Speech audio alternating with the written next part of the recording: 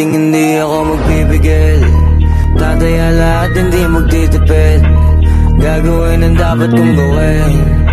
Alam ko na magagawa ko rin. Balang araw maging icon. Gusto ko kagaya ko si Idol. Mala Michael Jordan nung ma-high score.